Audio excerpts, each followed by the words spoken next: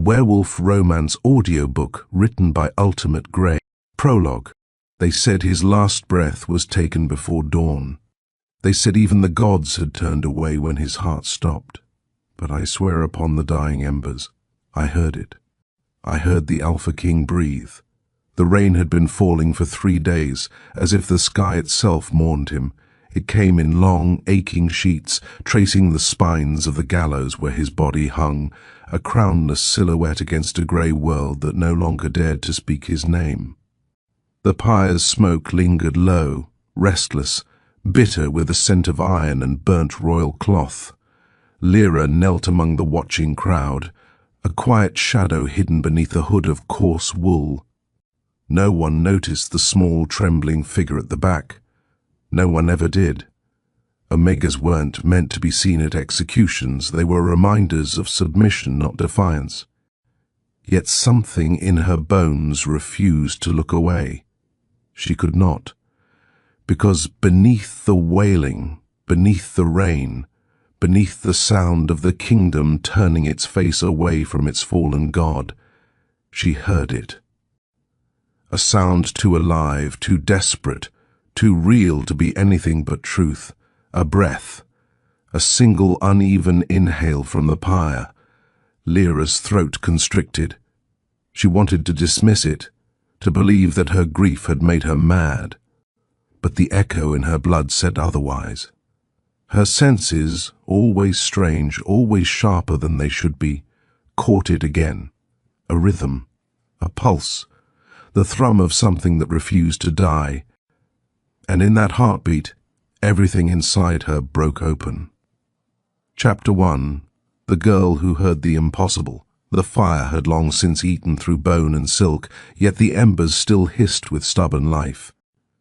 The crowd was dispersing, torches lowering, boots squelching in mud. Only the soldiers remained, guarding what little was left of their king. The traitor, they called him now. Lyra stayed hidden behind the blackthorn trees that bordered the square. Her hands were mud-streaked, nails bitten to the quick, her breath fogging in the cold. The scent of rain mixed with smoke and sorrow, and she pressed a hand to her chest, as if to still the wild thing beating there. "He's gone," whispered a voice beside her. It was Merrin, the baker's daughter, soft-spoken, kind, and terrified of everything. "Lyra, we have to go before the guards see us. They'll think we're—" "Listen," Lyra murmured. Merrin blinked. "To what?" Lyra's gaze fixed on the ashes, the silence between the thunder. For a moment there was nothing. Only the rain. Only the wind. And then, soft, fractured, unmistakable, came the breath. Merrin paled. "By the moons, Lyra." Lyra rose slowly, mud clinging to her hem. "He's still there." "Don't say that," Merrin hissed. "He's dead. You saw them hang him. His wolf burned with him." Lyra's voice was distant, reverent. "Then what is it that's still breathing?" The world of wolves was not kind to Omegas. They were the forgotten, servants, healers, dreamers. But Lyra had always felt the pull of something beyond her rank, something that defied the rigid chains of hierarchy. Even her dreams smelled of smoke and fur, of stars caged in throats. And him, always him.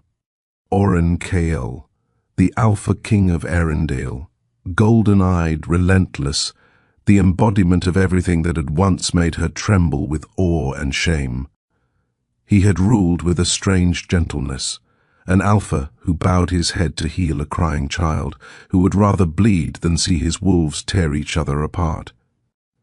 But the council despised softness. They called it weakness, and weakness in their eyes deserved to burn. Lyra waited until night fell before she returned to the square. The guards had left. The pyre had gone cold. Only the scent of death remained, heavy and mournful. The moon, fractured by cloud, poured silver light across the ruins. She dug through ash until her hands bled. Every scrape of her palm sent a sting through her chest, but she didn't stop. The earth here felt alive. The ashes were whispering. And then, there, beneath a slab of charred wood, a faint warmth, a flicker. She brushed away soot until a shape emerged, a hand, burned but whole, and before she could think, the fingers twitched. Lyra fell back, gasping, "No, no, that's not possible." The eyes opened, golden, bright as lightning in a storm. The voice that followed was ragged, torn between human and something else entirely. "Who calls me back?" Lyra's tears streaked through the soot. "It's me, my king." Lyra, for a long, trembling moment, his gaze held hers. Ancient fury and fragile wonder colliding in the same glance. "You," he rasped. "The little Omega who used to leave bread at my door." Her throat tightened. "You weren't meant to die, and yet," he said, almost smiling through the pain, "I did." His voice broke, and the silence between them felt like a vow, heavy, electric, alive. Chapter 2. The Alpha Who Forgot the Light. They hid him beneath the old chapel in the woods, where the moonlight broke through the cracked ceiling like a benediction. The smell of damp moss and ancient stone filled the air. Lyra cleaned his wounds with trembling hands, whispering words she didn't know she remembered. Old healing phrases from her mother's tongue, spoken in the dialect of lost wolves.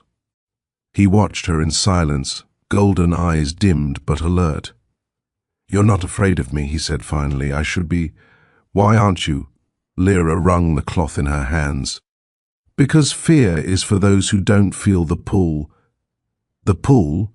Her lips quivered. "The one that ties souls before they ever meet." Chapter 2. The Alpha Who Forgot the Light. The chapel had long since been abandoned to ivy and wind. Once it had sung hymns for the moon gods. Now only silence prayed here. The roof had caved in years ago, letting the night spill through like ink. Rain fell in a thin veil through the rafters, shimmering when it caught the faint glow of the lantern Lyra had brought. She laid the Alpha King upon the cracked altar where the saints used to sleep. His body was ruin, skin torn, ribs fractured, his once golden hair turned the color of ash. Yet even broken, he radiated the kind of power that made the air hold its breath. Lyra's hands hovered above his chest, hesitant. "I don't know if this will hurt," she whispered. His voice was low, threaded with exhaustion. "Pain means I'm still here." She pressed a damp cloth to his skin. He flinched but didn't pull away. The fire's burns had seared deep. Where they'd meant to destroy his body, it was his wolf that had taken the worst of it. The faint rhythmic thrum beneath his ribs still staggered her. She didn't know how he lived, only that he did. Outside, the wind moaned through the trees like a restless spirit. Inside, every sound felt sacred. His labored breath, the soft drip of water from the roof, her own heartbeat struggling to stay quiet. "You should have left me," he said after a while, his gaze fixed on the ceiling where the moonlight fell. "They'll come for me again." Lyra wrung out the cloth, her hands shaking slightly. "I couldn't, because you're kind?" Her laugh was faint and bitter. "No, because I heard your wolf breathe, and I didn't know how to silence him." His golden eyes turned toward her, studying her with a depth that made her throat tighten. "And now you're trapped here with a dead king and a creature that should not exist." "Then let me share your curse," she said. The words left her before she could stop them. The moment they hung between them, something changed in the air. Denser, warmer. The silence began to pulse. His wolf stirred, the faint scent of rain and storm rising around him. "You don't know what you're saying." "I do." Her voice was soft but unflinching. "You died for your kingdom. Let me live for something." He tried to sit up. The effort tore a groan from his chest, and Lyra steadied him instinctively, her hand against his shoulder. The heat of his skin shocked her. It wasn't human warmth, but something deeper, like touching the heart of the earth itself. For a moment they stayed like that, his breath uneven, hers held still, their faces inches apart. The lantern flame fluttered. Rain whispered against the stone like a blessing that dared not fall. "You're trembling," he murmured. "I'm not. You are." He smiled faintly, though it didn't reach his eyes. "You should be. If I lose control, if the wolf takes over again, you'll be the first it devours." Lyra met his gaze steadily. "Then let it come for me. I won't run." His eyes softened, the gold dimming to something almost human. "No one has ever said that to me before. Maybe no one ever meant it." He turned away, the shadow of memory crossing his face. "They burned me for mercy," he said quietly. "For sparing a traitor's son, for believing a life could be worth more than vengeance. They called it weakness. They called me unfit to lead. And yet, you lived," she said. He looked at her then, as though seeing her for the first time. "And yet I lived," he echoed. "Tell me, Lyra of the forgotten rank, what kind of curse lets a dead wolf breathe?" She swallowed hard. "Maybe not a curse. Then what?" Her eyes glistened. "A second chance." They spoke little after that. She finished tending his wounds in silence, but the air between them throbbed with a quiet, dangerous awareness. Something that lived beneath words. Something that hummed in the space between her fingers and his skin. When he slept, she watched him. His breathing was uneven, as if the battle within him still raged. Sometimes his body shuddered, his jaw tightening like he was trying to hold the beast back. Once, she saw his hand curl toward her in his sleep, as if reaching for something he'd lost long before he died. Lyra reached back, just once. Her fingertips brushed his, and in that instant a flash burned behind her eyes, images not her own. A white throne, a woman in silver robes turning away, a battlefield where the moon wept blood, and through it all his voice, raw, pleading, "Don't let me forget her." She jerked her hand back, heart racing. He stirred but didn't wake. Outside, thunder rolled again, shaking the old chapel walls. Lyra pressed a hand to her chest, trembling. Who was her? And why, in that single whispered plea, did it feel like the Alpha-King had meant her name? Chapter 3. The secret in the moonlight. The nights grew slower inside the ruined chapel. Time did not move here. It lingered, breathing softly between heartbeats. The walls still remembered hymns once sung to the moon. The stones still hummed with the scent of devotion, candle wax and forgotten prayers. Lyra lived within that hush now, half nurse, half prisoner to the secret she had pulled from the ashes. The world outside still believed their king dead. But here, beneath the dripping roof, he slept, healed, dreamed, and changed. That night, the rain had stopped. The air was silver and cold, the kind that made each breath look like smoke. The moon broke free of its veil of clouds, spilling its pale light across the altar where Orenkyle lay. He looked less like a man reborn, and more like something rewritten by the fire that had failed to kill him. His wounds had begun to knit, but his aura, the quiet hum that marked the presence of an alpha, felt wrong. Feral, fractured, like the sound of a beautiful instrument gone slightly out of tune. Lyra sat by the window's broken arch, tracing patterns in the condensation. Her hair, still damp from washing his wounds, fell loose around her shoulders. Oren stirred, the rustle of fabric pulling her back to him. "You're watching again," he murmured without opening his eyes.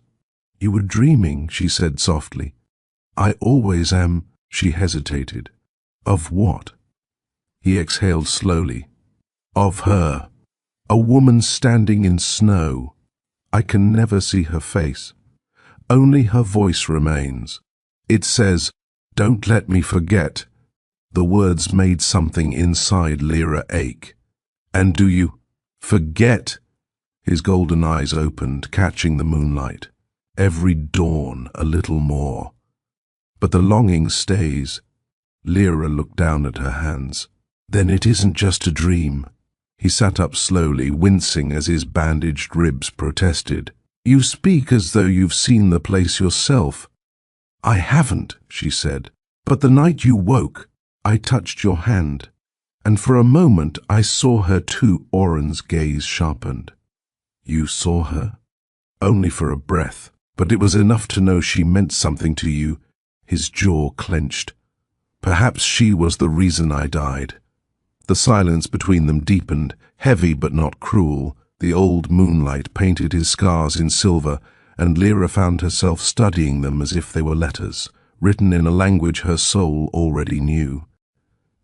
She reached forward before she could stop herself, fingers brushing his arm. His skin was fever-warm, his pulse strong beneath her touch. The wolf within him stirred, a low sound vibrating in his chest, half growl, half sigh. Don't, he said quietly, though his voice betrayed the tremor of restraint. Why? Because I don't know who I am anymore when someone touches me. Lyra's eyes lifted to his. Then let me remind you. The words fell between them like a vow. Her hand did not withdraw. His breath deepened. The old chapel seemed to hold its own pulse now. Walls breathing, candles trembling in their glass jars, ivy swaying in the draught like prayer flags. His hand rose, hesitant, and brushed a lock of hair from her face. The touch was reverent, almost afraid. You shouldn't care for me, he whispered. Maybe caring is the only thing I have left. The world outside was beginning to stir again. From the woods beyond the chapel, faint noises carried on the wind. Hoofbeats, distant horns, the murmured cadence of soldiers moving through the rain-soaked undergrowth. The kingdom was searching. Lyra stiffened. They're close. Oren's senses sharpened instantly. How long? I don't know. A patrol, maybe. They must have found your trail. He swung his legs from the altar, unsteady but determined. I can't stay here. You can't fight them. I don't intend to. He met her eyes, quiet resolve in every line of his face. But if they find you here, if they know you helped me, then let them know, she said. I made my choice. The door creaked in the distance. A shadow moved against the moonlit threshold, tall, cloaked, deliberate. Lyra's heart seized until the figure stepped forward, lantern light glancing across his face. Captain Darren, she breathed. The captain's eyes found the Alpha immediately, widening in disbelief. By the gods! It's true. He looked from Oren to Lyra, voice breaking between awe and accusation. You should both be dead. Lower your weapon, Oren said calmly. I mean you no harm. Darren did not move. You burned, my king. I saw it myself. No wolf survives fire like that. Perhaps no wolf, Oren murmured, but what if something older took his place? The words made Darren pale. What have you become? Oren's eyes glowed faintly, a golden fire rekindling behind them. Something that remembers everything your gods tried to forget. Lyra stepped between them before the silence could fracture into violence. Captain, she said, her voice trembling but sure, he's not your enemy.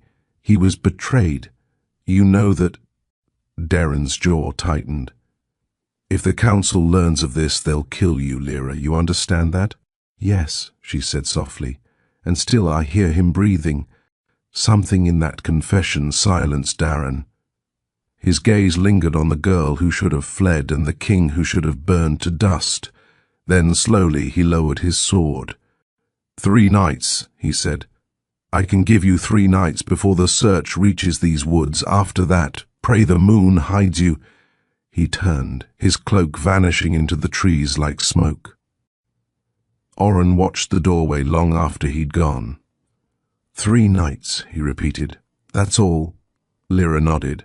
3 nights is enough to find the truth. He looked at her then, really looked. This small, defiant Omega who had pulled him from the grave and dared to hold his gaze as though they were equals beneath the same moon. "Why do you believe in me?" he asked quietly. "Because," she said, and her voice shook with something holy when everyone else heard silence, "I heard your heart still fighting to live." The moon climbed higher, silvering their faces.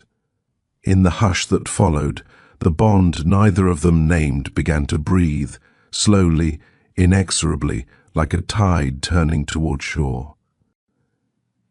Chapter 4. The wolves who whispered in the rain. The rain returned before dawn, soft as memory and twice as heavy.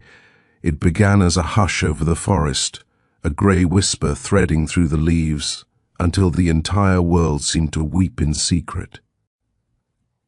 Lyra sat by the chapel window, her arms wrapped around her knees, watching the thin mist roll between the trees.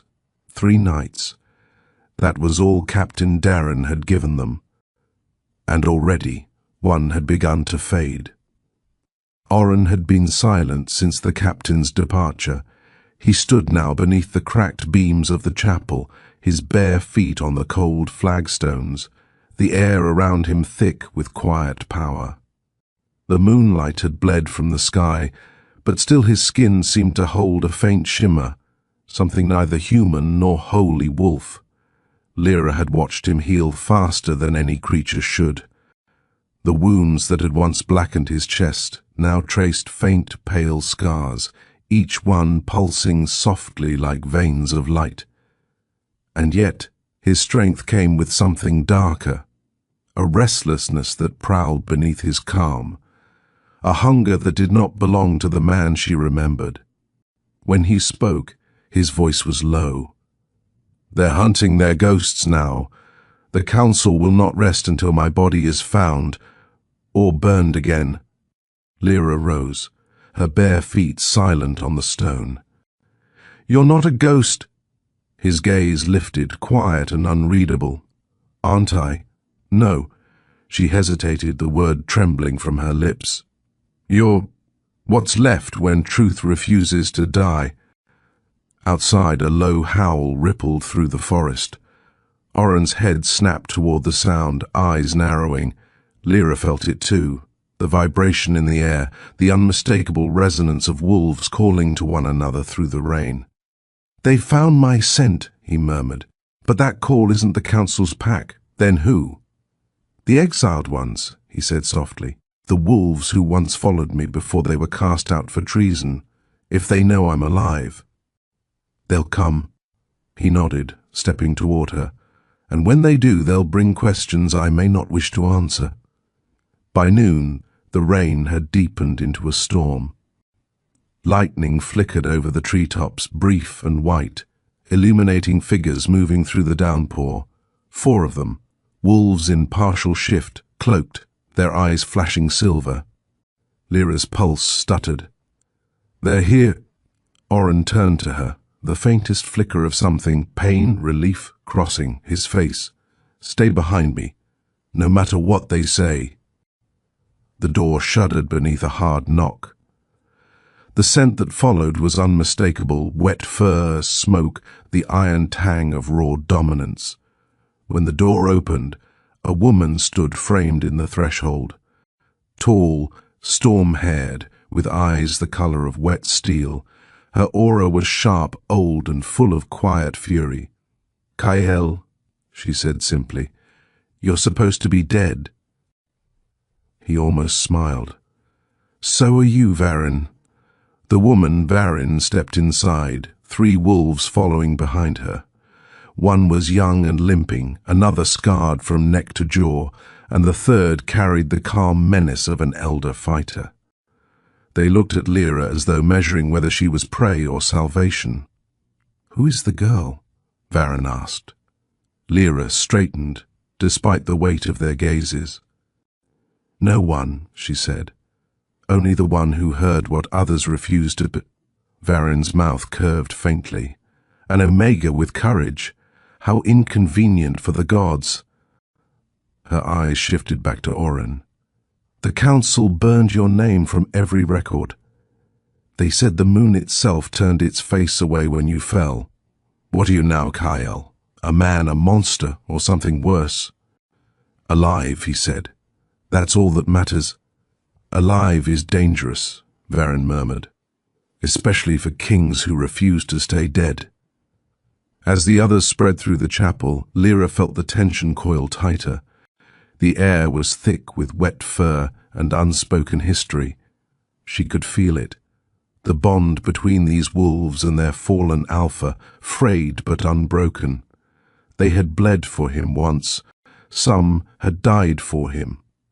And now they looked at him as if trying to decide whether to kneel or kill.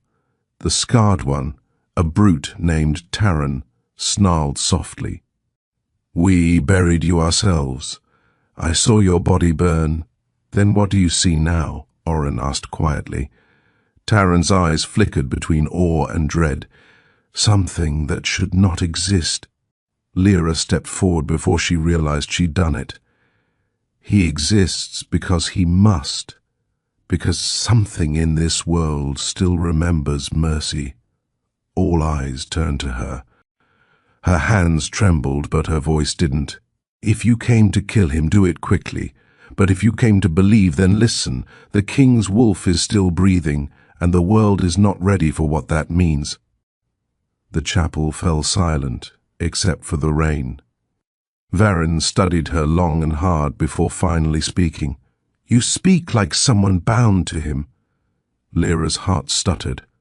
I'm not. Oren's voice interrupted, calm but darkly certain. She's the reason I live. The words struck like thunder. Varen's brow arched. Ah, so this is the story now. The fallen Alpha saved by the hand of an Omega. The gods do enjoy their irony. Her gaze softened almost imperceptibly. If you mean to survive, Kyle, you cannot stay here. The council's hunt widens by the hour. You'll need allies, and a reason for the people to believe you've returned. I won't drag her into this, he said quietly. Lyra turned to him. You already have. The storm outside surged, lightning igniting the stained glass that still clung to the chapel's walls. In the fractured light, Oren and Lyra's faces shone like two halves of an unfinished promise, one forged in fire, the other in the breath that defied it. That night, when the wolves settled around the chapel's ruins, Lyra found Oren standing in the doorway again, rain threading through his hair. His eyes were on the horizon. They'll come for me soon, he said. And when they do, I don't know if I'll still be myself. She stepped closer, her voice trembling with something deeper than fear.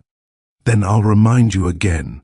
He turned toward her, and for the first time since his resurrection, he looked less like a king and more like a man. Haunted, searching, unbearably alive. Lyra, he said softly, if I lose control, if the wolf inside me remembers blood more than love, then I'll make it remember love again. Her words fell between them like prayer and promise in one. He touched her cheek, barely a ghost of a touch, and the air shivered. Outside, the wolves howled into the rain. Inside, their hearts began to answer. Chapter 5. The Promise Beneath the Rain. The world was grey when morning came. Grey sky, grey mist, grey silence. Even the birds refused to sing. Only the soft, endless rhythm of rain against stone remained, as though the heavens themselves were still undecided about blessing or condemning what had been reborn within these chapel walls. Lyra stood at the edge of the forest clearing, the hem of her dress soaked to her knees. Her hands were cold, her heart quieter than usual. She could feel Oren's presence behind her before she heard his steps. His energy filled the air, a low hum like the ache of thunder before it breaks. He stopped beside her, close enough that she could feel the heat rising from his skin. You shouldn't be out here, he said. The rain carries scent farther than sound. Lyra didn't turn. Let them come. I'm tired of hiding from things that breathe. Oren's jaw tightened. You think courage will protect you? No, she said softly, still watching the mist curl around the trees. But I think love might. The word hung between them, like an arrow suspended in the air. Behind them, the exiled wolves had begun to stir, preparing weapons, muttering plans, arguing in low tones about whether to flee or fight. The chapel had become a den again, half ruin, half sanctuary. Smoke from their small fire curled through the rafters, carrying the scent of pine and damp earth. Varin sat on a broken pew, sharpening a blade, her expression unreadable. He's changing, she murmured to Taran. The bond between them is doing something to him. Taran's scar twitched, or to her. No one touches death and walks away the same. Lyra felt their eyes on her even without looking. She was used to that, the weight of being doubted, of being too small to matter until she did. When she finally turned to Oren, his gaze had softened, though his voice still carried the ache of restraint. You shouldn't speak that word so easily. Love. Why not? She asked. Because it binds, he said quietly. Because once spoken it writes itself in blood. Then let it. Her voice trembled, but she didn't look away. If that's the price for truth, I'll pay it. He stepped closer then, the distance between them thinning until the storm seemed to hold its breath. The world felt impossibly fragile in that moment. Their heartbeats, the rain, the ghosts that lingered in the rafters. You don't understand what I am, he said. I understand enough. I was made for war, Lyra, forged in it. The blood that runs in me isn't meant for gentleness. Her eyes glimmered in the dull light. And yet you're gentle with me. Oren's breath caught. He reached up, tracing his thumb lightly across her jaw. The touch sent a shiver down her spine, not from fear but recognition. He leaned closer, his voice barely a whisper.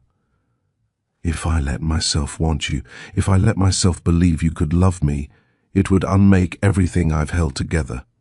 Then let it unmake, she breathed. Let something in this world finally fall apart for love. Varin's voice broke the silence like the crack of a whip. Kael! They both turned sharply. The woman stood at the doorway, her hand clenched around a rain-streaked parchment. What is it? Oren asked, stepping away from Lyra, his tone returning to the low authority of command. Varin's expression was grim. A messenger from the south outpost. The council's scouts have crossed the valley. They found the remains of your grave. Oren's face darkened. Then they know, yes, and they're not coming for mercy. The exiles gathered quickly, fear and fury coiling through their ranks. Thunder rolled over the forest, heavy and alive. Lyra stood amid the rising chaos, her heart twisting. She could feel it, the old rhythm of war, the one Oren had tried to outrun. The rain was thicker now, silver threads binding heaven and earth together. Varin's voice lowered. We can flee west before they cross the ridge. Oren shook his head. No. Running will only bring them to the innocent villages. We stay. You'd fight with 6 wolves and a girl? His eyes flickered toward Lyra, soft yet certain. I've fought with less, and for far less reason. That night, before the storm could break, Lyra found him again by the chapel's ruined altar. The firelight flickered across his face, carving the hollows of a man who had seen too much and felt too deeply. She stepped closer, her voice barely above the whisper of the rain. Tell me something true. He looked up at her, eyes reflecting fire and moonlight both.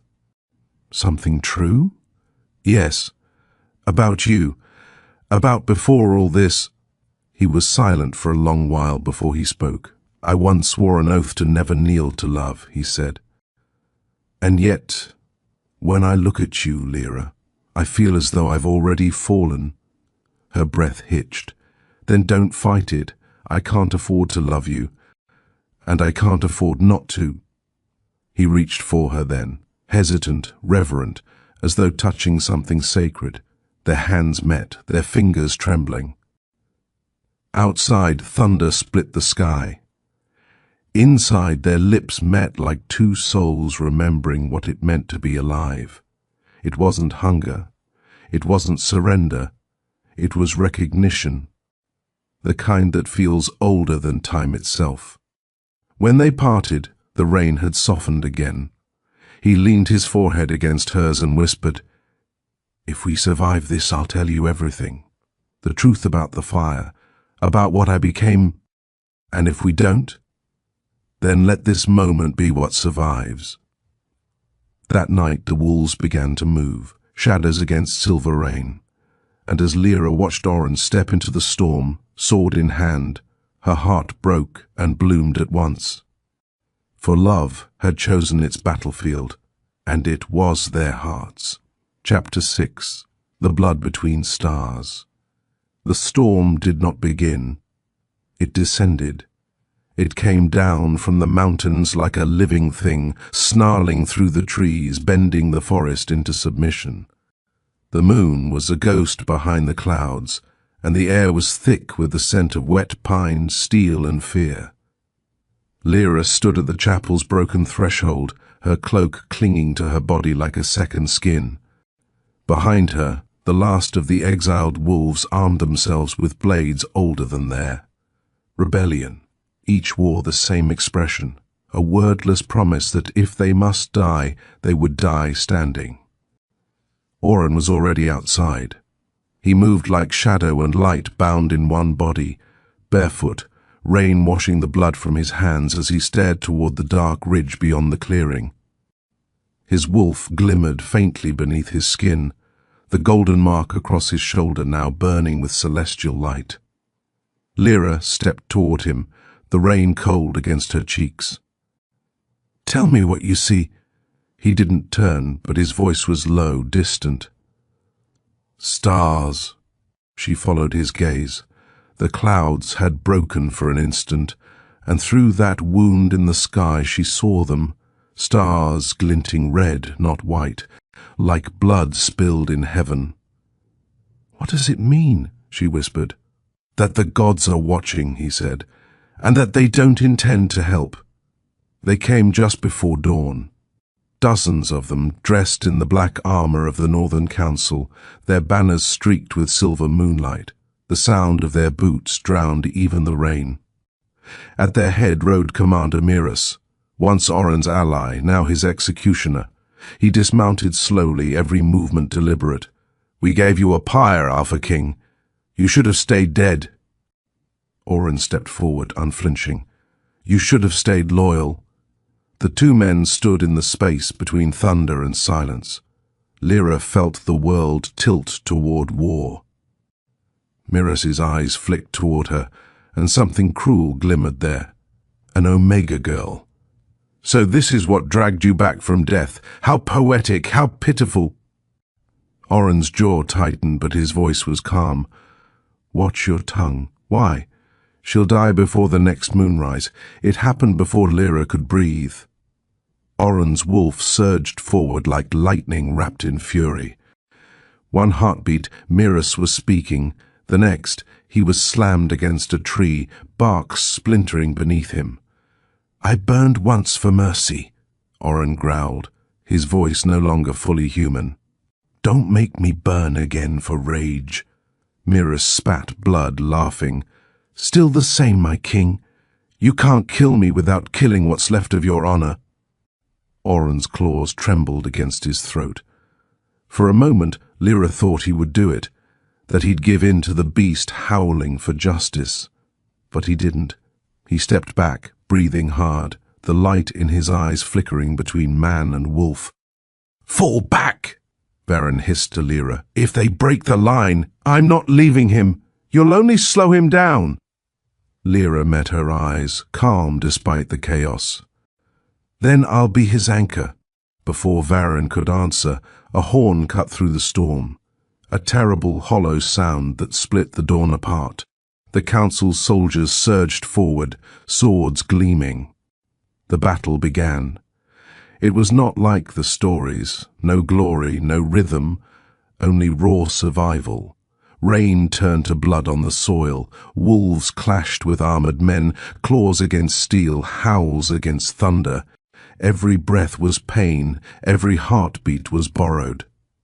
Lyra moved through the chaos like a ghost. She wasn't trained for war, but she carried what mattered most, the faith that kept him fighting. When she found Oren again, he was on his knees, his shoulder cut open, golden blood seeping through his fingers. A soldier raised his blade behind him. Lyra screamed, "Oren!" He turned just as the blade descended, catching it mid-swing with his bare hand. The steel hissed against his skin, but he didn't flinch. He drove it back into the soldier's chest, then caught Lyra as she stumbled toward him. "You shouldn't be here," he said, his breath ragged. "I swore I'd stay." He looked at her then, rain, blood, and starlight mingling across his face. "Then stay until the stars go dark." The battle raged on. But beneath the chaos, something ancient stirred. Oren's blood spilled upon the earth began to glow faintly, tracing symbols into the mud. The air trembled, and Lyra felt the pull of something sacred and terrifying, the bond between a king and his wolf reforging itself under the moon's silent witness. Miras saw it too, his face twisted with horror. "You fool! You're invoking the blood oath." Oren's voice was hoarse but certain. "If the gods won't save us, then I'll make the stars bleed for her." The sky cracked open. Red light poured through the clouds, bathing the battlefield in a crimson glow. Every drop of rain shimmered like molten glass. Wolves howled in agony and awe as the air pulsed with power older than time itself. Lyra felt her knees buckle, but Oren caught her, holding her against his chest. His heartbeat was a war drum. His eyes were no longer gold. They were constellations burning. "Oren," she whispered, terrified and in love all at once, "what are you doing?" Ending what they began. The blood marks spread across the earth, glowing brighter, binding every fallen wolf to his call. It was not resurrection. It was remembrance. The spirits of his fallen pack rose within the storm, their forms woven of rain and light. Miras fell to his knees. "You can't. This is forbidden." Oren's voice was quiet, almost tender. So was mercy. He raised his hand, and the storm obeyed.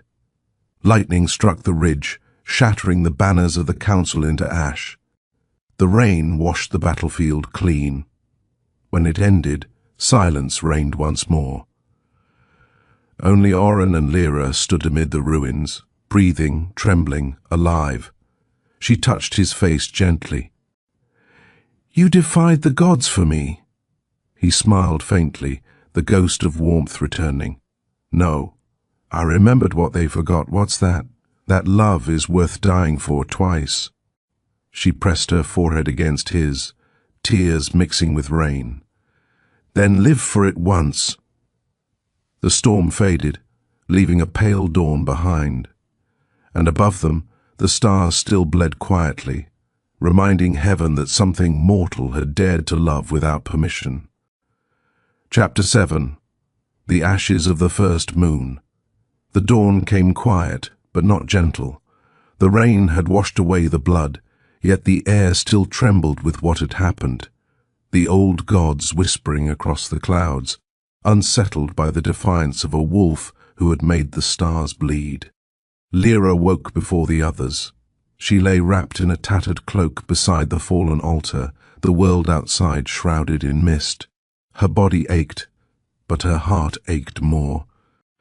When she lifted her head, she saw Oren standing at the edge of the clearing, bare-chested beneath the faint gold of the rising sun, the last embers of the blood mark glowing faintly across his back. He was silent, watching the horizon, listening perhaps to the sky. Lyra rose, her steps slow, her breath shallow. The chapel was half destroyed now. The battle had cracked its walls. The old pews were ash and splinters. Smoke curled from the earth like ghosts with nowhere left to go. She stood beside him, close enough to smell the iron in his skin, the rain in his hair. "You haven't slept," she said quietly. His voice was hoarse. "Sleep feels dishonest after what I've done. You saved us." He turned to her, and she saw the war still raging behind his eyes. "I broke every law of moon and man to do it. The blood oath was forbidden for a reason. I can feel it inside me, something changing, something ancient." Lyra's hand reached for his, trembling slightly. "Then let it change you. You were never meant to stay what they made you." He didn't pull away, but he didn't answer either. His gaze lingered on her fingers against his, as if the simplest touch was both his salvation and his undoing. By midday, the survivors began to stir. Varen's arm was bound in torn linen, her dark hair plastered to her face. Taran limped from the woods, carrying 2 wolves too wounded to stand. They looked upon their king with the same reverence and fear that mortals give to gods after witnessing miracles. "Your Majesty," Varen said softly, bowing her head, "we buried the last of them. The ridge is ours. But there's something you should see." Oren followed her through the trees. Lyra trailed behind, the forest still damp and silver with morning light. They reached the battlefield's edge. There, amid the trampled earth, the moon's altar had cracked in 2. From its core leaked a faint golden smoke that shimmered as it rose. A divine scent, bittersweet and haunting. Oren froze. "No." Lyra looked up at him. "What is it?" "The moon's seal. I've torn it." Before she could ask, the ground trembled beneath their feet. The air shivered with a sound like 1,000 distant voices crying out in pain. The light dimmed, though no clouds moved. The heavens were no longer watching. They were remembering. Lyra's pulse quickened. "Oren, what happens if it breaks?" He looked at her, and in his eyes she saw the truth. The gods were not merciful. They were possessive, and they had just lost something that belonged to them.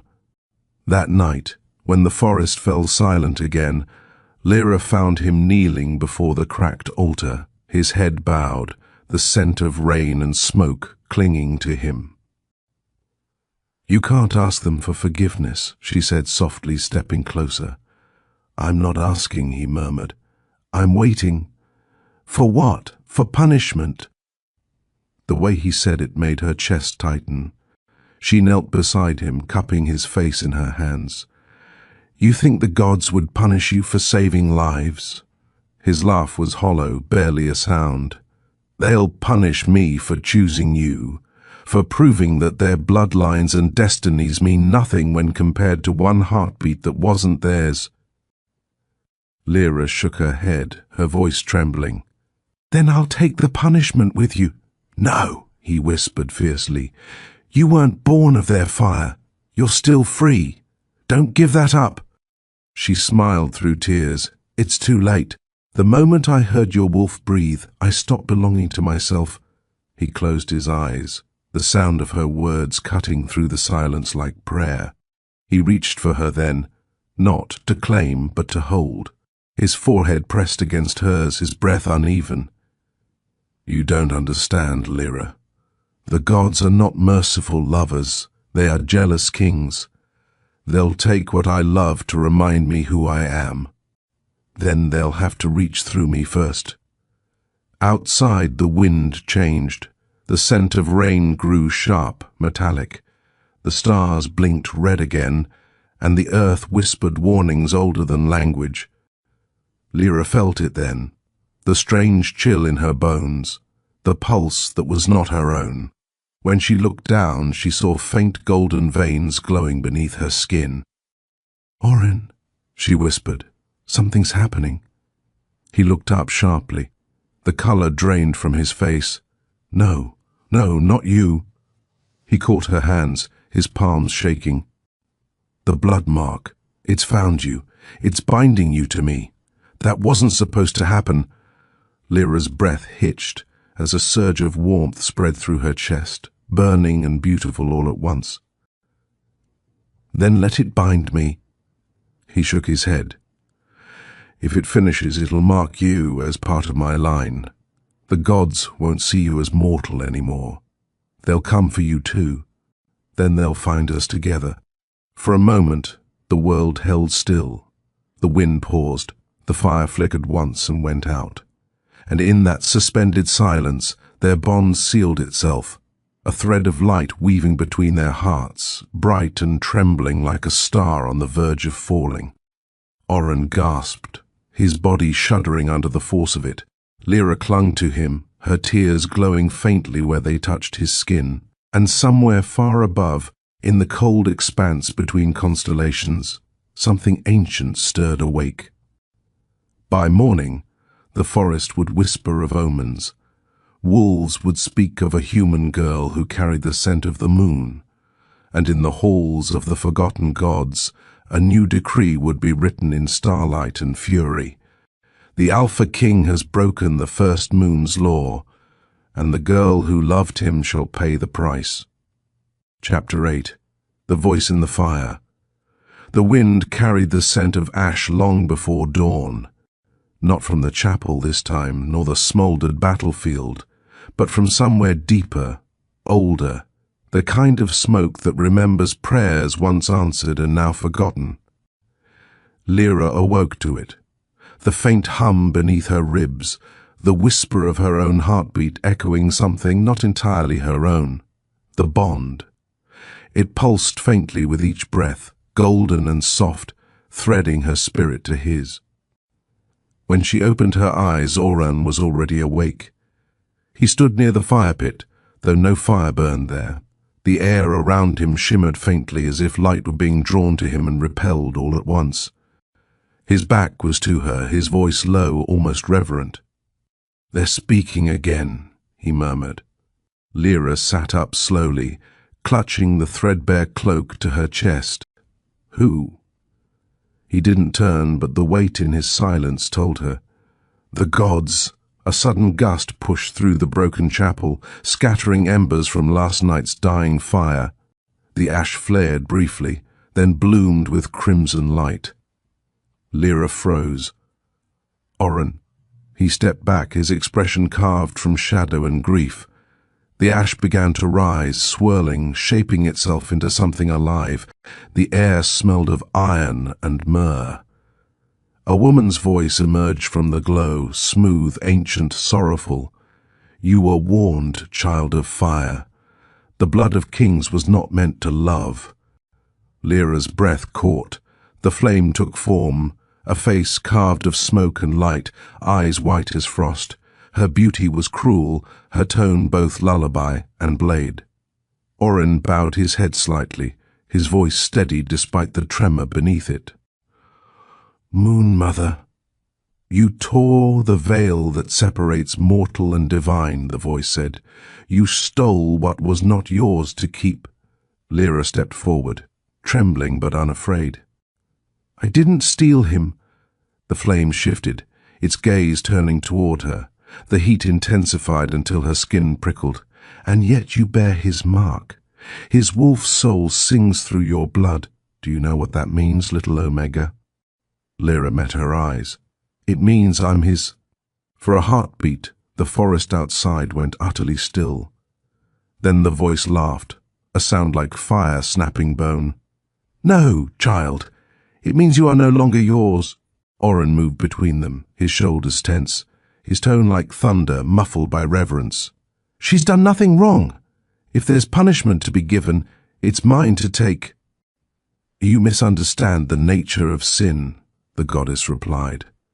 "Love between wolf and mortal is not forbidden. It is impossible. You have forced heaven to bleed to make it so." Her fire flared higher, filling the ruin with golden light. Lyra shielded her eyes, but the warmth licked at her skin, seeping into her veins until her vision shimmered. "You have bound your souls by blood. The consequences balance. One shall burn to keep the other alive." The words fell like stones into silence. Lyra's heart stopped. "What do you mean?" Oren's face was pale, his breath shallow. It means if one of us dies, the other must burn. It means the gods will not undo what you've done, the voice said. But they will ensure it costs you everything. And with that, the fire collapsed in on itself, leaving only smoke and the faint echo of her final words. Love him, girl. But know that every heartbeat you share steals one from the stars. Silence. Only the crackle of cooling ash. Lyra turned to Oren, her hands shaking. Tell me it's not true. He didn't answer. He just looked at her, eyes gold and full of sorrow, like a man already halfway to losing the thing he loves most. Oren. He reached for her hand, his touch warm but trembling. I would trade the stars themselves if it meant one more day beside you. If the heavens burn for it, let them... Her throat tightened. You can't say things like that. I already have. That night, the forest would not sleep. Strange winds whispered through the trees, and the wolves who kept watch swore they saw figures of flame walking along the ridge, watchers of the gods, sent to ensure the balance was kept. Lyra lay awake beside Oran in the quiet dark, her ear pressed to his heartbeat. It echoed inside her like thunder, her own pulse answering in time.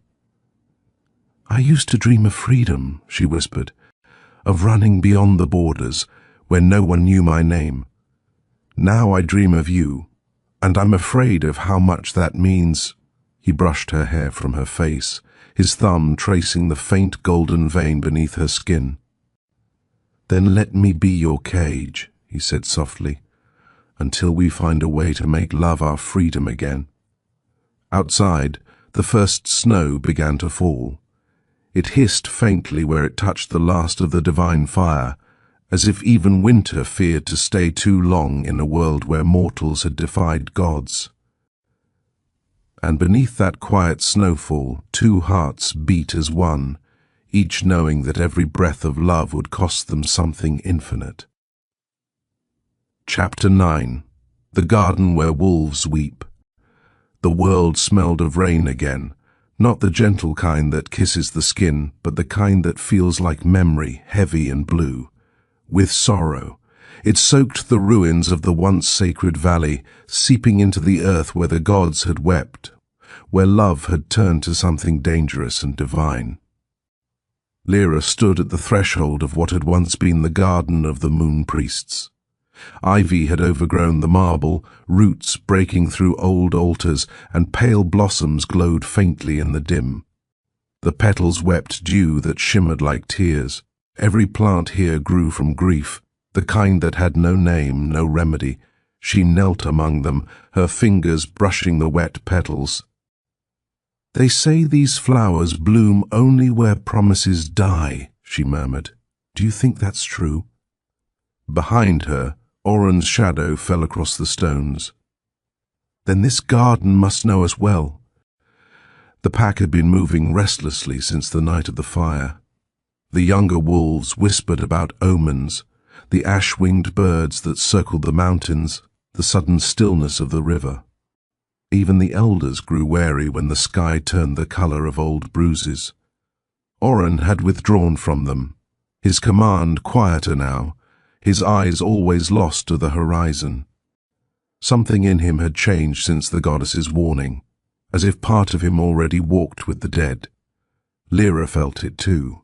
Every night when he slept, she heard the faint echo of his heartbeat falter, as though the bond were draining them both. She had begun to dream in firelight, a silver wolf howling beneath a blood-red moon, its throat blooming light instead of sound. Each time she woke, her palms were warm and trembling, her body caught between prayer and fear. That morning, when the fog rolled low through the valley, a visitor came. Her name was Marceline, a woman draped in black feathers and pale silk, her eyes like twin drops of storm water. Once she had been a seer of the high order. Now she wandered between worlds, half remembered by the living, half feared by the dead. Oren recognized her instantly. You shouldn't be here, Neither should you, she said, her voice carrying the brittle grace of someone who'd watched centuries break. The Moon Mother has sent watchers to hunt what she cannot forgive. Lyra stepped forward. You mean us? Marceline's gaze flickered to her, then softened. You wear his bond as though it were a crown. Foolish girl, it will eat your soul before the season turns. I don't care. The seer smiled faintly, the kind of smile that mourns even as it admires. You will. They followed her through the overgrown garden, where marble angels leaned in ruin and vines climbed their cold throats like veins. In the heart of the garden stood a pool, a still black mirror surrounded by weeping willows. This is where the gods buried their regrets, Marceline said. If you listen, you can hear them whisper. Lyra approached. The surface shimmered, not with reflection, but with memory.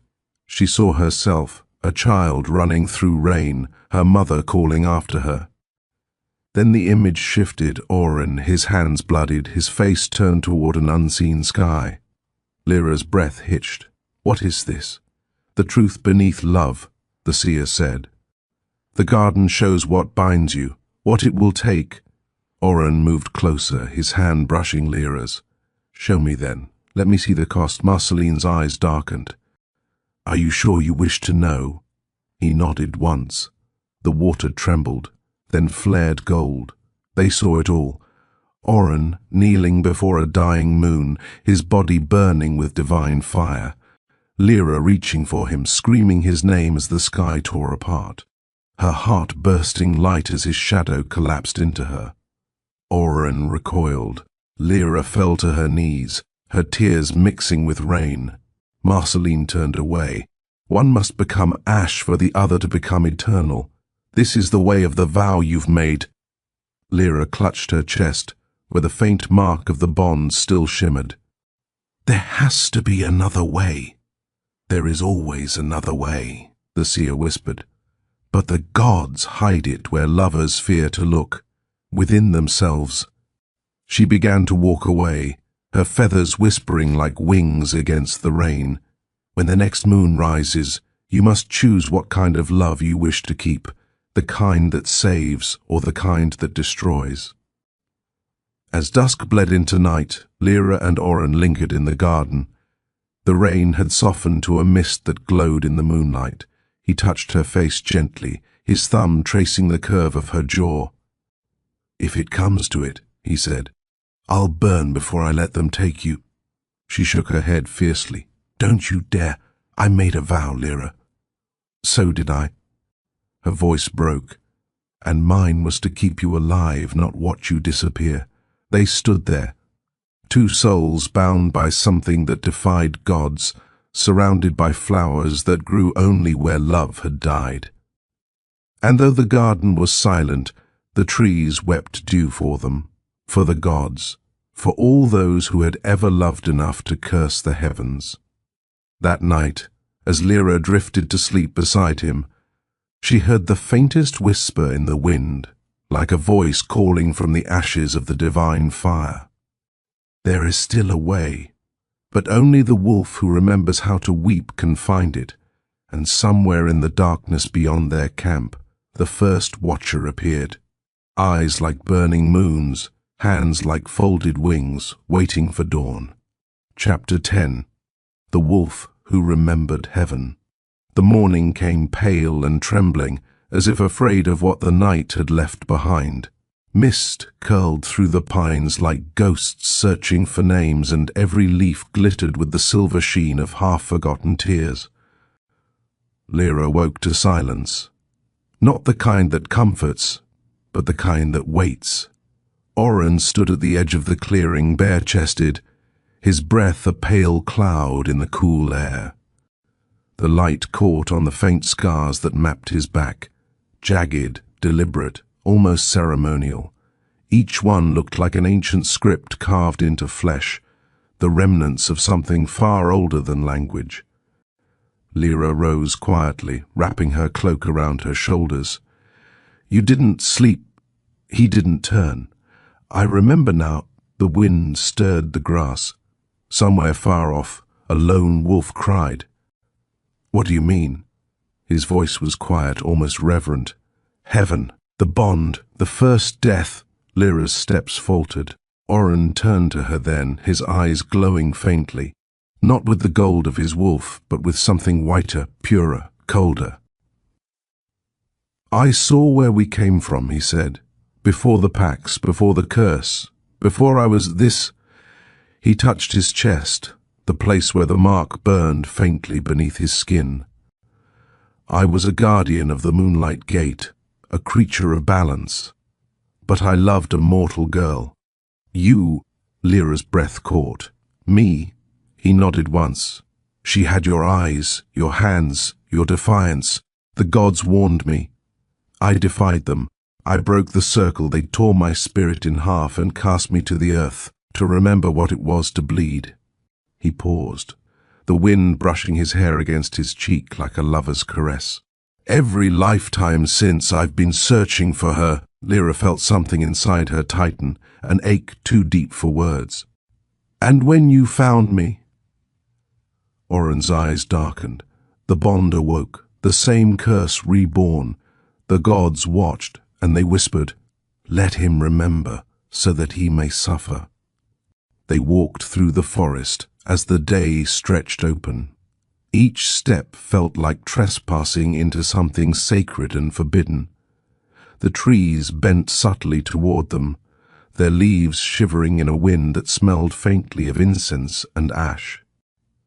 In a glade where the river wound like a mirror, they found Eldrick, the wandering monk who once served under the Moon Temple's priesthood. He was blind, his eyes veiled with silver cloth, yet when he heard their footsteps, he smiled. "I have been waiting for you, wolf of the broken vow." Oren stiffened. "You know who I am?" Eldrick nodded. "The heavens remember all their fallen children." He turned his face toward Lyra. "And you, the girl with starlight in her veins. You are the echo of the one who once defied the gods with her love." Lyra's heart thudded painfully. "You speak as if we are ghosts." Eldrick's smile faded. "You are. Every wolf is a ghost who refused to die properly." They sat by the river as the monk drew circles into the dirt, tracing runes that shimmered faintly. "There are 3 kinds of memory," he said softly. "The kind that belongs to the mind, the kind that belongs to the blood, and the kind that belongs to the soul. You, Alpha King, have begun to awaken the 3rd. Oren stared at the water, where his reflection blurred and rippled. "If remembering kills me, then I will still remember." Eldrick nodded, unsurprised. "It may not kill you, but it will cost you everything else." Lyra leaned forward. "There must be a way to break it, to live without the gods' chain around us." "There is," the monk said quietly, "but to unbind one soul, the other must bleed willingly." Her stomach twisted. "No." He looked at her gently. "Love is always a sacrifice. You already knew that, didn't you, child?" Lyra's throat tightened. "I thought I did." As the sun began to sink, painting the river with golden blood, the air trembled. Oren's wolf stirred restlessly beneath his skin. He dropped to one knee, gripping the soil, his breath ragged. Lyra reached for him, but his body was already changing, the light of the ancient fire flaring in his veins. His wolf wasn't the same dark silver anymore. It shimmered like starlight caught in bone, like something celestial trying to remember what it meant to be mortal. He looked at her with eyes no longer entirely his own. "Lyra," his voice was layered, Oren's and another, older, deeper. "You must leave. The watchers are near." "I'm not leaving you, please." His voice cracked then, the wolf and the man bleeding into each other. "If I lose control—" Lyra took his face in her hands, her own tears falling like rain. "Then I'll find you again, in heaven, in hell, in whatever lies between." The wind howled, the river rose, the world trembled as if remembering the first fall of light. And above them, through the parting clouds, The moon burned crimson, the mark of the gods who watched, jealous and merciless, as the wolf remembered heaven. That night, as the first watchers descended in silence, their wings casting long shadows through the valley, Lyra stood her ground beside him. She could feel the tremor in his body, the ancient power rising like a tide ready to break. She whispered against his ear, "Even if the gods demand it, I will not let them take you again." And as the night tore open with wings and fire, the bond between them flared, no longer curse or blessing, but something entirely their own, a defiance that could unmake the heavens. Chapter 11. The Sky That Forgot to Forgive. The night split open. Wings like burnished silver tore through the clouds, scattering moonlight into knives. The watchers descended in silence, faceless and radiant, their robes rippling like liquid dawn. They were not angels, not truly, just echoes of the divine forged for obedience. And tonight, obedience meant one thing: the end of the wolf who remembered heaven. Lyra felt their presence before she saw them, her heart seizing, the air turning electric and cold. Her every instinct screamed to run, but she stood her ground. Her fingers brushed the back of Oren's neck, where his pulse throbbed beneath fevered skin. His eyes were no longer entirely mortal. They gleamed with the faint, terrible calm of something ancient and sorrowful. "They've come to take me back," he whispered, "to unmake what I stole." Lyra shook her head fiercely, rain dripping from her hair. "You're not theirs anymore. They think otherwise." The first watcher landed on the stones before them, light bleeding from its palms. Its voice echoed like thunder through an empty cathedral. "Oren of the first moon, by decree of the high flame, you are summoned to atone." The light flickered, gentle, absolute. "Kneel, wolf, and be forgiven." Oren's jaw tightened. "Forgiveness means death, then so be it." The garden shuddered. Lightning webbed across the sky, throwing the watchers' silhouettes into stark relief. Lyra stepped in front of Oren, her small frame trembling, her eyes wild with defiance. "No," she said softly, "you can't have him." The watcher tilted its faceless head. "You defy heaven? I defy the lie that love is sin." The air stilled. For one heartbeat, even the storm seemed to listen. Then the watchers advanced as one, silent, radiant, merciless. Oren's hand caught hers. "Lyra, go!" But she didn't move. The moment his power flared, so did hers. The bond burned white-hot, searing through the air like molten silver. Every emotion, every lifetime, every echo of the love that had defied God spilled into the world around them, turning the rain to steam, the soil to light. Oren's voice broke, half growl, half prayer. "You'll die, then I'll die remembering you." The watchers faltered. For the first time in eternity, they hesitated, not because of fear, but because something impossible had entered their perfect order. Love, raw, unbound, radiant as a wound, had no place in heaven's script. The eldest among them stepped forward. His wings shimmered gold, his voice weary with eons. "You were never meant to love her." "I know," Oren said. "And yet I do." Light exploded. Oren rose, his wolf half-formed, his human eyes gleaming with celestial fire. The runes along his scars ignited, his veins glowing like veins of light beneath skin. Each heartbeat became thunder. The watchers struck. The air burned. Lyra cried out as Oren's power met theirs in a torrent of flame and storm. The ground cracked, trees split apart, the world itself seeming to recoil from the collision. She tried to reach him, but a force like divine wind hurled her back into the mud. Through the chaos she saw flashes, Oren's hands against light, his voice breaking through the storm, his eyes finding hers through the ruin. "Lyra," he shouted, "remember what we were. I remember everything." And then, silence. The light devoured the sound, leaving only rain. When she woke, the sky was no longer black, but bruised with pale gold, the uncertain color of dawn. Smoke coiled from the broken trees, and the air tasted of salt and iron. The watchers were gone. Oren lay crumpled in the center of the clearing, his body dim with fading light. Lyra crawled toward him, her breath ragged, the bond between them a faint pulse under her skin. No. She gathered him in her arms, her tears streaking the soot on his face. Don't you dare leave me. Not now. He smiled faintly, his voice a ghost. You always say that because you always try to... His eyes opened, soft and human again. I saw them, he whispered. The heavens. They were so cold without you. Lyra pressed her forehead to his. Then don't go back. I'm not sure I have a choice. Yes, you do. She cupped his face with trembling hands. Stay. If heaven forgot to forgive, then we'll teach it how... He closed his eyes.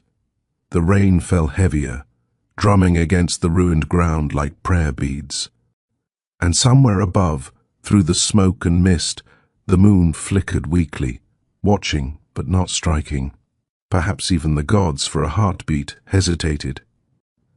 That night, as the storm waned and the garden began to quiet, Lyra whispered a vow into his ear, so softly that only the rain might hear it.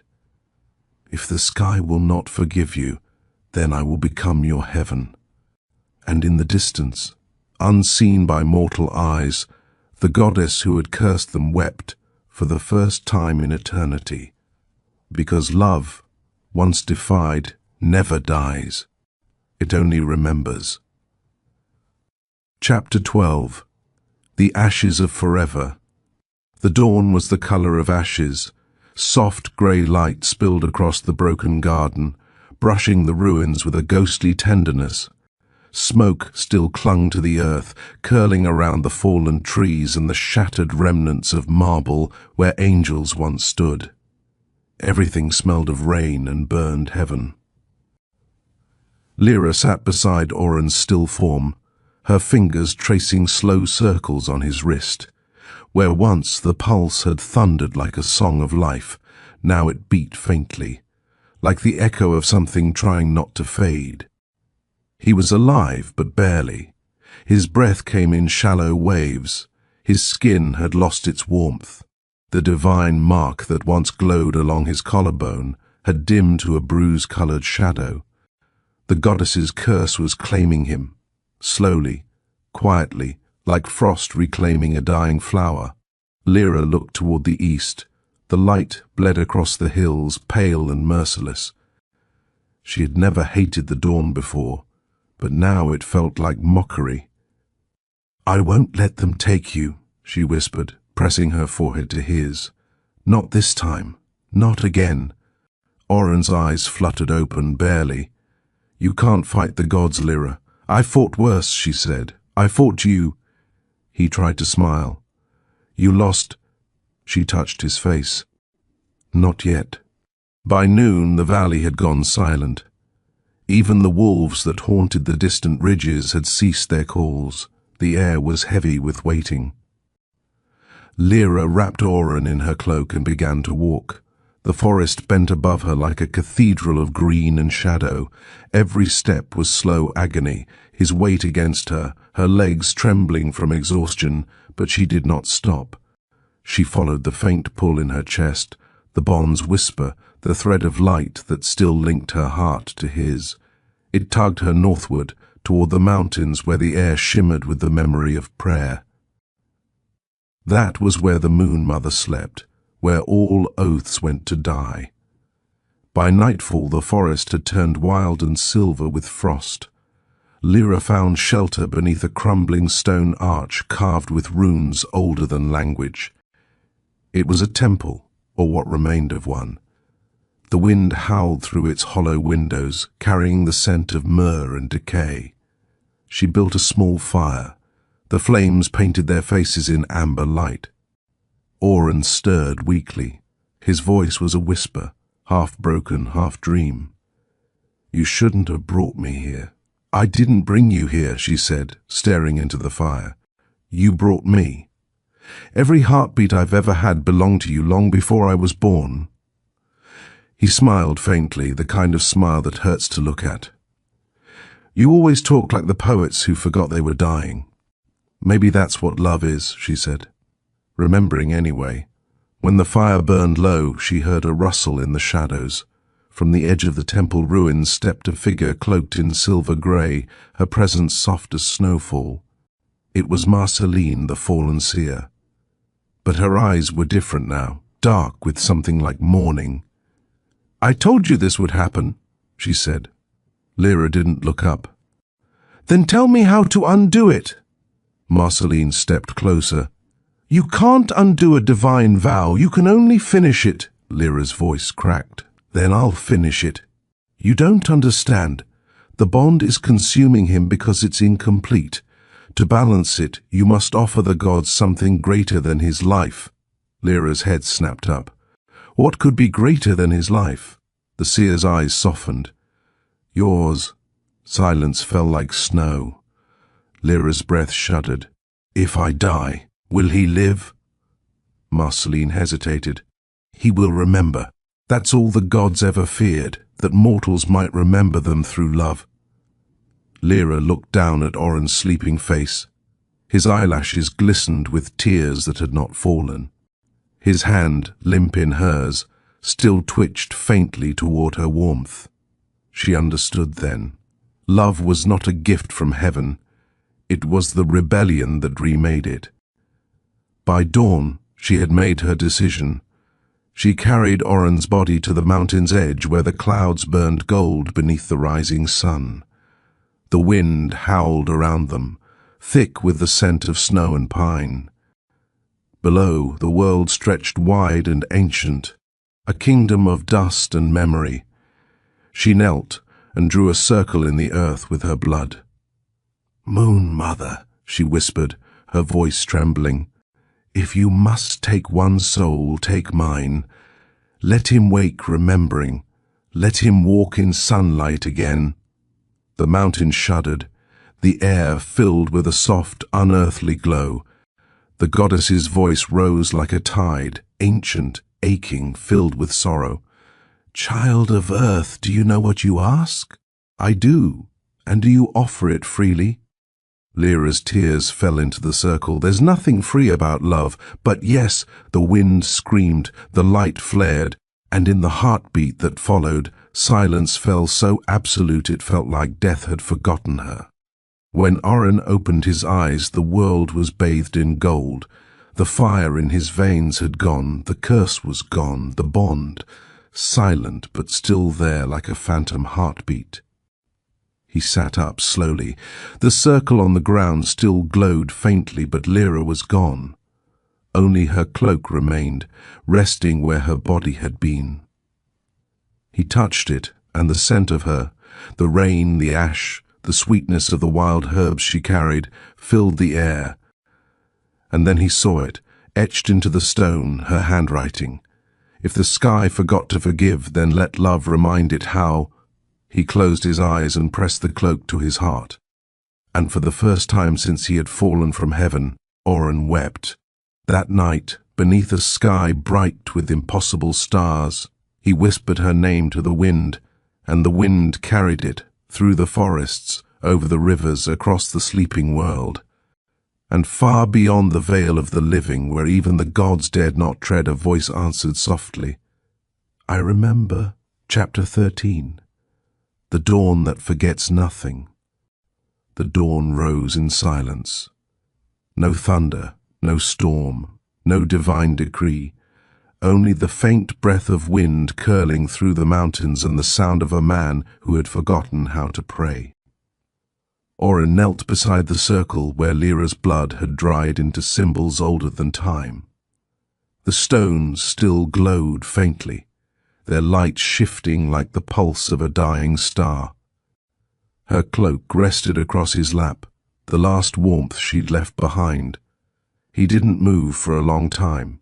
His heart beat, but the rhythm was different now. Slower, heavier, the kind of heartbeat that carried both life and ghost within it. When the sun finally crested the ridges, light spilled across the mountainside, catching on the pale silver of his hair and the deep amber in his eyes. For a moment, he almost looked like what he once was, divine. But divinity without her meant nothing. He rose. The valley below shimmered with mist. The ruins of the moon temple lay scattered like bones. The world was quiet in the aftermath of something sacred undone. And above it all, the sky. That sky which had watched him fall. That sky which had refused to forgive. Now burned pale and soft, as though it too were remembering. He began to walk. Each step felt heavier than the last. The bond that once burned bright within him had quieted, but not died. It hummed softly beneath his ribs, a reminder, a tether, a wound that would never close. When he reached the edge of the forest, the wind shifted. He heard her laugh, not fully, not aloud, but in the way the leaves trembled. He saw her reflection in the silver pools left by last night's rain. Her presence lingered everywhere the light touched. He closed his eyes. "You're still here." A voice, a whisper, soft as the memory of touch, breathed through the trees. Always. By the time he returned to the remnants of his pack, they barely recognized him. His power was different now, gentler, deeper. The wolves bowed instinctively, though none could explain why. Even those who had once feared him now felt a strange calm in his presence, as if he carried the scent of heaven and sorrow both. Eldrick, the blind monk, stood waiting near the fire pit. "So it's done," he said quietly. Oren nodded. She gave herself then. "Yes." The monk tilted his head toward the wind. "And you?" Oren looked toward the horizon. "I remember." Eldrick smiled faintly. "Then she won." As the days passed, strange things began to happen across the realm. The moon's light grew warmer. The storms ceased. Flowers began to bloom in places that had long forgotten spring. And at night, when the wolves howled, their voices carried harmony instead of grief. It was said that the goddess herself walked among them once more, not as a deity of vengeance, but as something quieter, something changed. Perhaps even heaven could learn from love. On the seventh dawn after Lyra's sacrifice, Oren climbed the same mountain where she had given her life. The air was still, the ground soft beneath his bare feet. He reached the summit and laid her cloak across the altar. "I've rebuilt what I could," he said softly, "but none of it means anything without you." For a moment, only silence answered. Then the wind stirred, and in its movement, the scent of rain returned. From the horizon, light began to gather, gold, then silver, then pure white. It folded in upon itself, taking shape until a figure stood before him, translucent and radiant. Lyra. Not flesh, not spirit, something between. Oren fell to his knees. "You kept your promise," she smiled, though her eyes shimmered with sorrow. "So did you?" He reached for her, but his hand passed through light. "I can't touch you. You don't need to." She touched her own chest, over her heart. "You already carry me here." Tears filled his eyes. "They took everything from us." "No," she whispered. "They gave us what they never could understand, something even gods envy." "What's that?" Her smile trembled like dawn breaking over frost. "A love that remembers." The first light of morning spilled across the mountaintop, painting everything in shades of rose and gold. The air shimmered. Lyra stepped closer, her presence warm as sunlight. "When they took me, I saw the other side," she said softly. "I saw what heaven truly was. It wasn't paradise, it was silence, perfection without pain. But perfection means nothing without something imperfect to love. She looked at him, really looked. You made me real, Oren. You made even the gods weep. He bowed his head, tears falling freely. Then stay. I can't, she said gently. But I will always be where the dawn begins. Her form began to fade. The light grew brighter. Oren's voice broke. Lyra! Shh! Her voice brushed through his mind like wind through leaves. The dawn forgets nothing. Neither will you.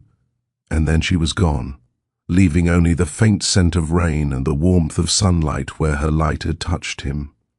Oren stood alone on the mountain, but he was not empty. He looked up at the sky, the same sky that had once cursed him, and for the first time he smiled, because now he knew the gods had never truly won.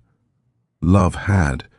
It had burned through eternity, defied heaven, and left its mark on every living thing that dared to feel.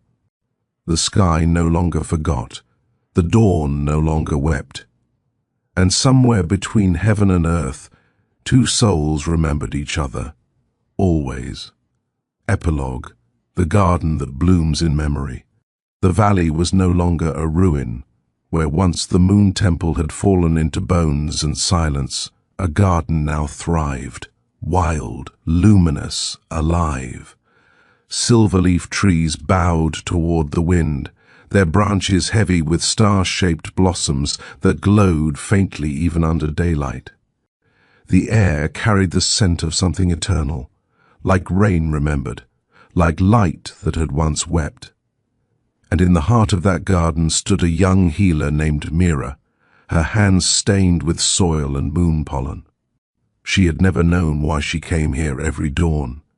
The villagers whispered that the valley was haunted, that no flowers grew there until she arrived 2 years ago, her dreams filled with strange voices and silver wolves. But Mira didn't believe in curses. She believed in whispers, and the earth whispered to her. That morning she knelt beside a stone cracked by centuries, brushing moss from its surface. Beneath her touch, the faint engraving revealed itself. 2 intertwined sigils, a crescent moon and a falling star. She traced them carefully, her heartbeat quickening. "I've seen you," she murmured, "in dreams that smell like rain." The wind stirred. A single blossom fell, catching in her hair. Then she heard it, a sound too deep to be wind, too soft to be thunder. A heartbeat. It came from beneath the soil. That same dawn a traveller approached the valley from the northern ridge. He wore a cloak of midnight and a ring carved from a shard of moonstone. His hair was pale silver, his eyes a deep, liquid amber that seemed to carry centuries of remembering. He didn't know his name. He'd woken one night beneath a sky full of stars, his chest aching with a memory he could not place. Only one word had lived on his tongue ever since, Lyra. He had followed the scent of rain and the echo of that name until it led him here, to the garden that bloomed in the ruins of something older than time. Mira saw him first through the mist, tall, quiet, his presence unsettling in its familiarity. Their eyes met, and something ancient uncoiled in the silence between them. He froze. The wind shifted. She felt her pulse answer his, and for a heartbeat that stretched into eternity, the world fell away. It wasn't recognition. It was remembrance. Not new. Old, older than both of them. The soil beneath their feet pulsed faintly with light. The same sigil, moon and star, glowed from the stones around them. Mira swallowed, her voice trembling. "Who are you?" He hesitated, his eyes haunted by something both broken and whole. "I don't know," he said. "But when I saw you, I remembered how it felt to breathe." That night, as the moons rose, they sat beneath the silver trees. The air shimmered with the quiet hum of unseen wolves running through the shadows. Mira told him her dreams, how every night she walked through fire and rain toward a man who called her light. He listened, his jaw tight, his gaze lost to the stars. "I've seen that place," he murmured. "A mountain, a sky that wept." She nodded. "And a girl who burned for love." He looked at her then, really looked. The same way Oren had once looked at Lyra when the world was breaking around them.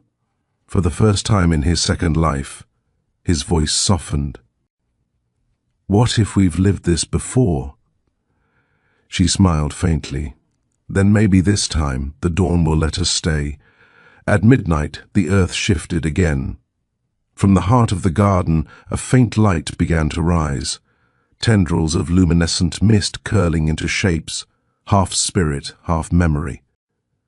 The figures formed from light and shadow, a woman in a tattered cloak of moonlight and a man crowned in silver fire.